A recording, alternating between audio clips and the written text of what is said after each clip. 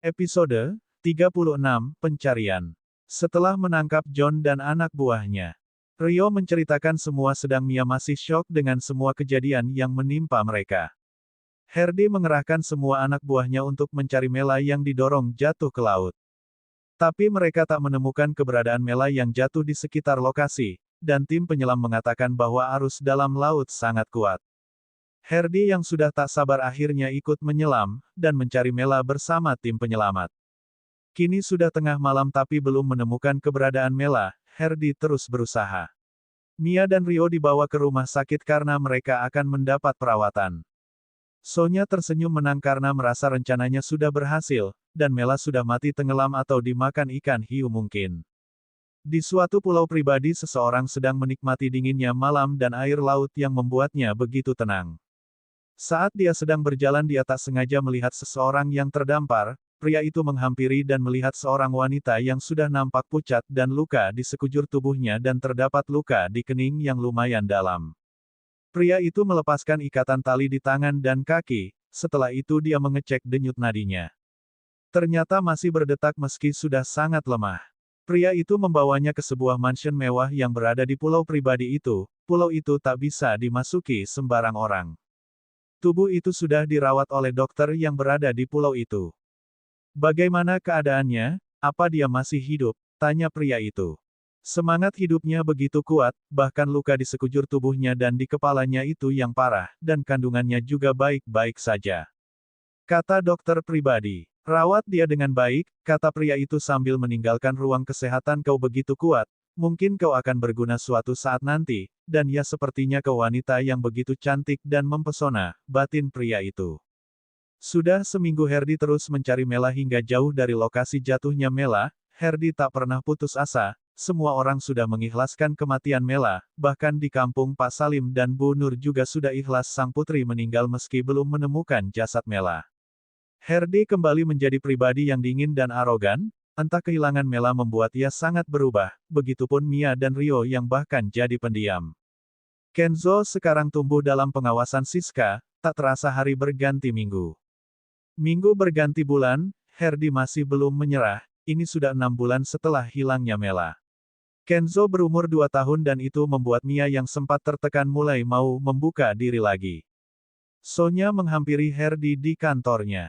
Sonya berencana ingin menagih janji yang dulu ia minta sebagai ganti saat memberikan info tentang keberadaan Mia dan Rio. Hai Herdi, bagaimana apa kau lupa janjimu? Kata Sonya apa yang kau inginkan? Tanya Herdi datar. Aku ingin kau menikahiku, dan jadikan aku ibu sambung dari anak-anakmu, kata Sonya. Kau tak mungkin bisa jadi ibu sambung untuk anak-anakku, mereka bahkan belum bisa melupakan Mela, kata Herdi datar. Terserah yang penting jadikan aku istrimu, karena kau dulu janji akan menuruti semua keinginanku, kata Sonya. Jika kau bisa mendapatkan izin dari Mama, Siska, dan anak-anakku, jawab Sandi enteng. Sonya pun tersenyum menyeringai, dia sudah mempunyai cara untuk membuat keluarga Herdi untuk merestui pernikahannya. Di desa Pak Salim dan Bu Nur menjalani hidup mereka secara sederhana, mereka sekarang sering membantu warga desa karena buat apa harta banyak kalau tak dibuat membantu orang. Malam ini Herdi sedang makan bersama semua orang. Rio pun buka suara. Semua Rio ingin ngomong sesuatu, kata Rio. Ngomong apa Rio? Tanya Nyonya Umi. Rio ingin tinggal bersama Mbak Salim dan Eyang itu, kata Rio. Semua orang terdiam mendengar penuturan Rio, Herdi sebenarnya tak keberatan karena Herdi tahu kesedihan yang dirasakan oleh Rio. Papa tak melarang Rio, tapi kau tak boleh merepotkan mereka kalau di sana, kata Herdi. Rio janji Pak. Rio ingin menemani mereka. Karena sekarang mereka hanya tinggal berdua, kata Rio. Baiklah, itu terserah Rio, kami semua pasti mendukungmu, kata Nyonya Umi. Kak, kata Rio menatap Mia. Iya Rio, kau bisa menemani Mbah dan Eyang Uti biar kakak yang menjaga Kenzo dan Papa di sini. Pasti nanti akan kangen kamu, kata Mia memeluk Rio. Terima kasih. Rio akan berangkat besok, dan biar Rio diantar Bak Joni dan Bang Joko, kata Rio. Baiklah, mereka juga akan Papa tempatkan di sana untuk menjadi orang kepercayaan Bapak. Dan Emak, jawab Herdi. Herdi memeluk putranya, mungkin Rio bukan anak kandung Mela, tapi Rio memiliki sifat yang sangat mirip dengan Mela dari semua segi. Bahkan yang tak tahu mungkin akan mengira mereka adik kakak karena kemiripan sifatnya.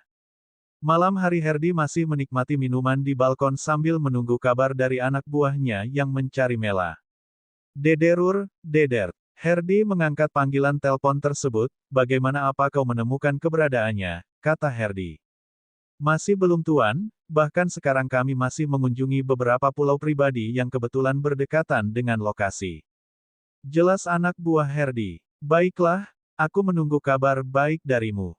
Dan jangan kecewakan aku, kata Herdi lagi, baik tuan, kami akan terus berusaha, kata anak buah Herdi, kamu di mana sayang, maafkan aku yang tak bisa melindungimu yang tak bisa berbuat apa-apa selain berdoa agar kau selamat dan untuk anak kita aku akan menjadikan dia anak terakhirku, batin Herdi. Herdi bersumpah tak ingin punya anak lagi. Karena baginya anak yang dikandung Mela adalah anak terakhirnya. Bersambung. Jangan lupa subscribe dan komen ya.